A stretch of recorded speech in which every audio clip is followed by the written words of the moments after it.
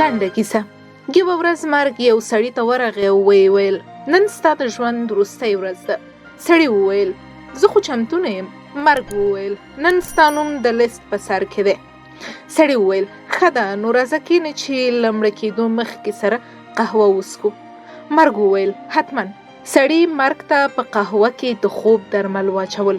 مرګ قهوه وڅښله او په ژور خوب ویده شو. سړی لاړه لیست یې راواخیست او خپل نوم یې د لیست اخر ته یوړ. کله چې مرګ راویښ شو سړي ته یې وویل ته نن زما سره ډېر مهربانه وې. ستا د زړه سوندۍ د جبران په خاطر نن لیست له آخره پیلوم. ځینې شیان ستا په برخلیک کې لیکل شوي دي. مهمه نه ده چې څومره سختۍ د تغییر لپاره ګالې خو هیڅکله به هم بدل نشي.